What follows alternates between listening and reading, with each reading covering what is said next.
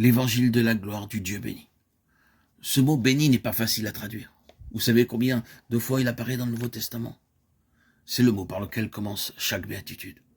Bénis sont les pauvres en esprit. Bénis sont ceux qui pleurent. Matthieu 5, 3, 10. Ailleurs, dans le Nouveau Testament, le mot est traduit par heureux. Et c'est ce que nous avons dans les béatitudes.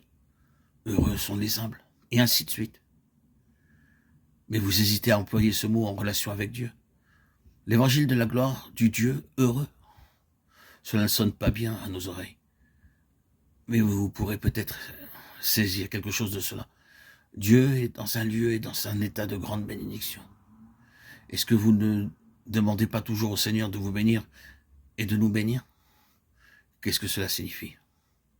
C'est être placé dans une position et une condition de complète satisfaction, où tout serait comme vous auriez aimé l'avoir, où vous avez toute la plénitude pour vivre vous-même et pour la dispenser aux autres. Il y a une position heureuse dans cela. Il est plus heureux de donner que de recevoir. Acte 20, 35. C'est le même mot. C'est très heureux, très béni d'être dans la position de donner. Et Dieu est dans cette position. Toute plénitude est sienne. Et il a des ressources illimitées à donner. Quelle position heureuse. L'heureux. Le Dieu béni. Maintenant, allons un peu plus loin. C'est l'évangile de la gloire du Dieu béni. C'est la bonne nouvelle de la gloire de Dieu qui est pleine et qui regorge de toutes les ressources, de sagesse, de puissance, de grâce, de vérité. C'est d'un tel Dieu que procède l'évangile, la bonne nouvelle. Je dis que l'évangile du salut est une chose immense.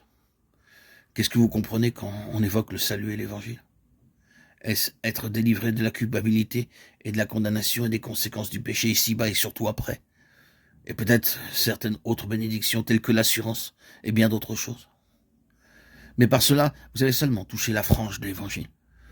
Je le dis encore, ce n'est pas un autre évangile, un deuxième évangile. C'est un seul et même évangile. Si cet évangile de plénitude avait été prêché, il y aurait des situations très différentes aujourd'hui dans le monde de celles que nous voyons.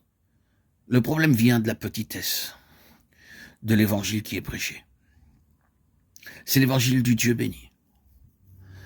La bonne nouvelle de la gloire de Dieu qui est tout suffisant en lui-même et pour nous tous.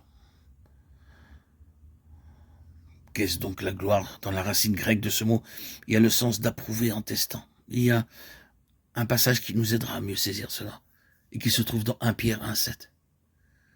Si vous lisiez cela dans l'original grec, vous trouveriez dans ce verset 3 mots qui ont le même préfixe, do, indiquant qu'ils contiennent une idée commune, afin que l'épreuve, dokimion, en grec, de votre foi plus précieuse que l'or périssable qui cependant a été prouvé, testé par le feu, et pour résultat la louange et la gloire et l'honneur lorsque Jésus apparaîtra.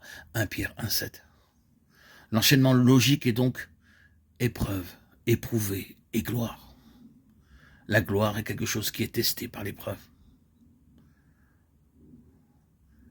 Qu'est-ce que la gloire de Dieu?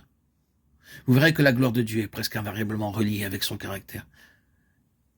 Et son caractère est testé, établi comme étant juste et sans mélange. Il est juste. Il est entièrement juste. Il n'y a pas la plus légère ombre de doute ou de suspicion. Aucune question à l'égard de sa perfection. La gloire est reliée avec son caractère dans la gloire et le caractère de Dieu rayonnant dans son expression, la nature même de Dieu manifestée.